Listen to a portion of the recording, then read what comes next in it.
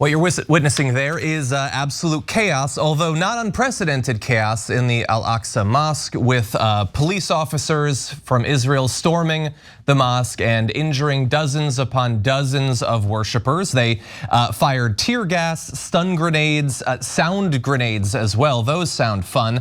And used rubber-coated steel bullets as a small group of Palestinians hurled rocks, reportedly injuring 3 Israeli officers. So the Palestinian Red Crescent Emergency Service said that they'd treated 152 injured. So the 3 cops and 152 individuals, just for the record. Many of them have been wounded by rubber-coated bullets or stun grenades or beaten with batons. One of the guards of the site apparently was shot in the eye with a rubber bullet. Now, all of those sorts of weapons, whether they're used in Israel or here in the United States, are always described as either non-lethal or less lethal. But I want to clear the record on that, because I did some looking into specifically rubber-coated bullets, which are bullets.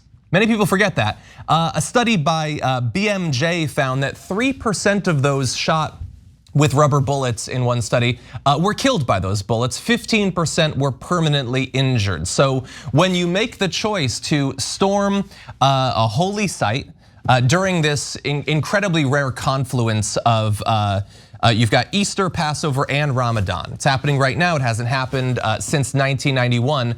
You can injure a lot of people, and we're gonna have more details for you, but that is what we're seeing. Francesca, I wanna start with you. We've seen security forces storm even just this particular mosque before, but what do you make of the most recent events? I just wanted to name that because as I saw this footage, I immediately was like, wait, this is old. We've seen that, the Israeli occupation just does this over and over and over again. And I think it's really easy to get numb to these kinds of images, but let's remember how important the Al-Aqsa Mosque is to the Muslim faith, how important this entire site is to people of so many different religions, obviously Judaism, obviously Islam, and to desecrate it in this way during Passover and during Ramadan and on the precipice of Easter.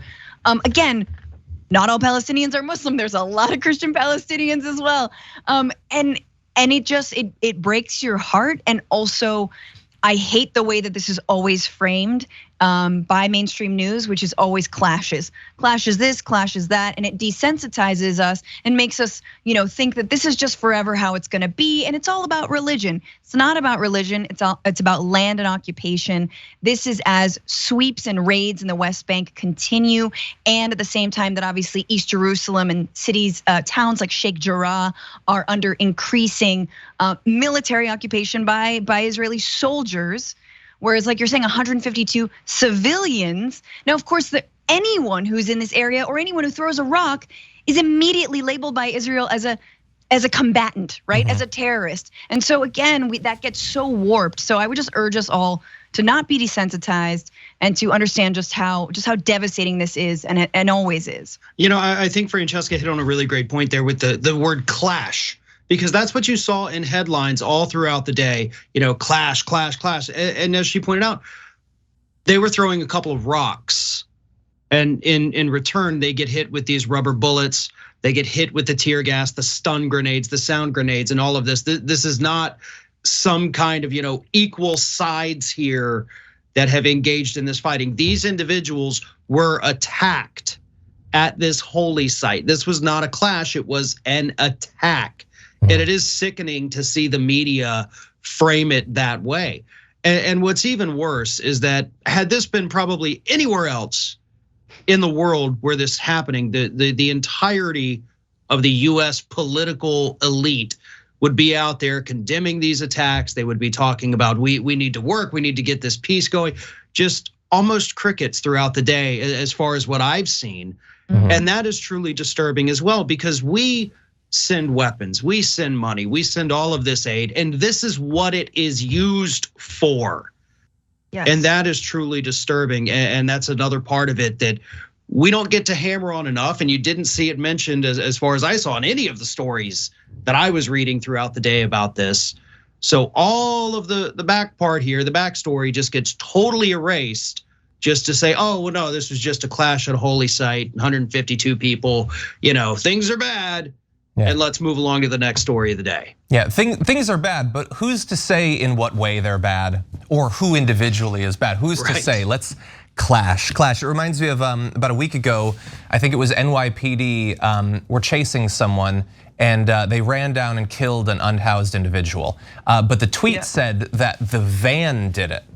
And I thought, who raised that van that it went so astray? Yeah. Weird. It's almost as if someone's hands must have been on the steering wheel. And you're right, there's always that.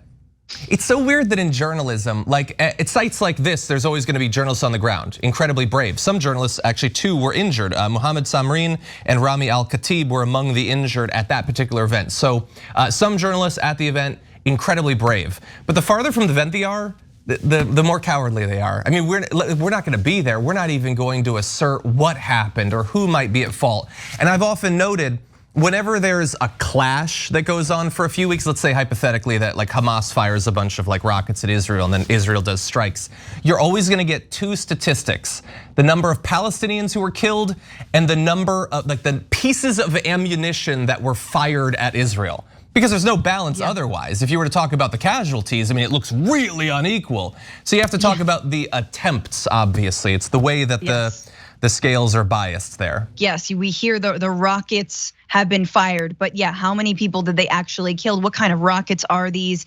You know, again, in this instance, it seems like there was a mass convergence to defend the Al-Aqsa Mosque, and there was a premeditated attack by the Israeli military on those demonstrators who may have had rocks. But again, these are rocks going up against stun grenades, going up against tear gas, going up against a machinery of occupation that once again, I think for us in the United States, we gotta keep focusing on that $3 to $4 billion a year. If you're out there and you don't like the defund the police slogan, okay, but let's defund the Israeli military. How about that? Why don't we bring some of that money home and we can decide what to do with it? Hey, we don't have enough money to like, I don't know, pass climate change legislation. Hey, why don't we get some of that money back from Israel? Because you know what? Doesn't seem like they're doing much good with it. And like just the other day, I mean, these are moments where like, you see an elderly woman in the West Bank being killed in the streets by the Israeli military, who have the gall to call themselves the Defense Fund, because supposedly everyone's Hamas, and an elderly woman in the streets, that is your terrorist right there. Now, if this were Ukraine, you're gonna have Jake Tapper on the scene, crying them big tears, talking about how much we need to do to like save the Ukrainian people. And yes, we absolutely should be in solidarity with the Ukrainian people. Where is that solidarity with the Palestinian people? And it begins with bringing our money back from the Israeli military. Yeah.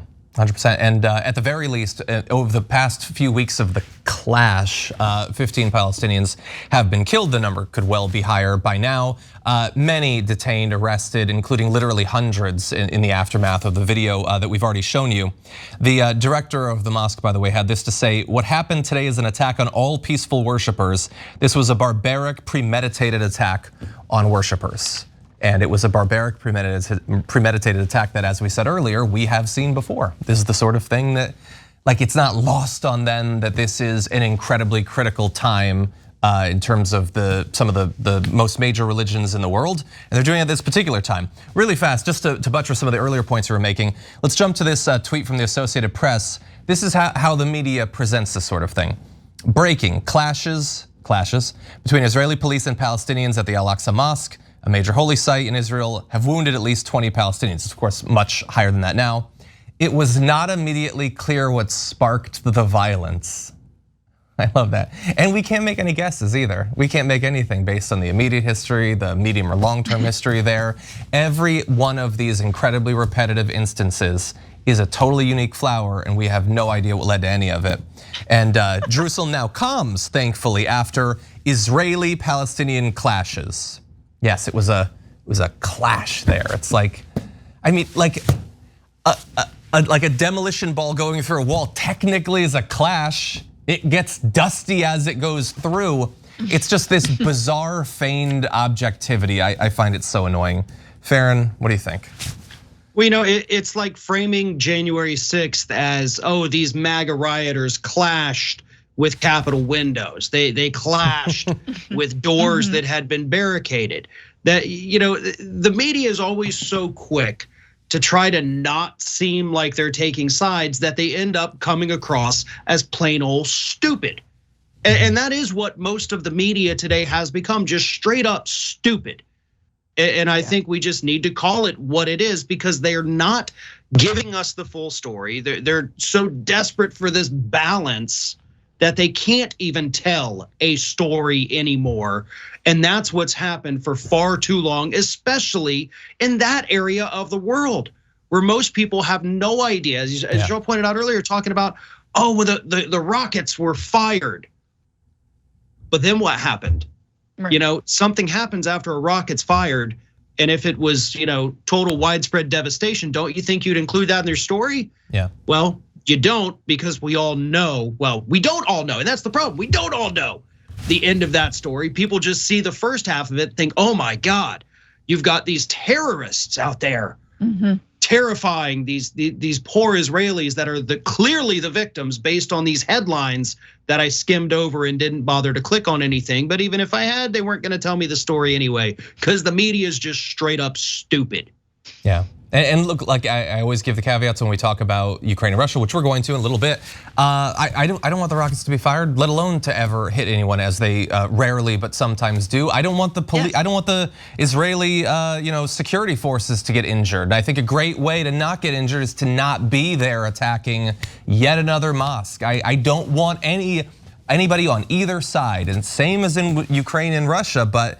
Right now, at least, all we can do is comment on this. All our government can do is pretty much what Joe Biden is doing on pretty much everything. Now, I understand that in terms of foreign policy, his eyes are on Ukraine and Russia. I get that that's gonna be a big focus and everything, but what has the approach been from the administration when it comes to this situation? Because we had the experience of Obama, who came in sort of implying / promising that there would be changes to the relationship. That didn't happen. It was tested by the Israeli side, and Barack Obama largely just went along with whatever it was that they wanted to do. And then, of course, Trump came in and just moved the embassy, gave them whatever they wanted. He wasn't gonna challenge it. And now we have Biden, who, has he said anything? I have no idea what he makes of this violence, about the last time that it happened. I have no idea what he thinks, or if he thinks anything at all. I certainly haven't heard anything from him. Yeah, and it shows the hypocrisy of which governments we do support and which governments we don't. Israel's always seen as a United States ally, no matter who's in government, no matter how far right wing, no matter Naftali Bennett's insanely retrograde views. Some of them even worse than his predecessor, Bibi Netanyahu's views about the Palestinian people. Doesn't matter the ethnic cleansing, they are allies. Same goes with Saudi Arabia, right? These are countries that are authoritarian, they are participating in occupation. And again, this is not to say whataboutism, it's just to say let's have principles when we apply them to our allies or our foes abroad, right? You're gonna condemn Putin, you're gonna condemn Bashar al-Assad, I would agree with that. You're gonna also need to turn that spotlight against people like bin Salman and Naftali Bennett here in Israel. Anything else, Farron? No, I think Francesca just nailed it absolutely on the head right there.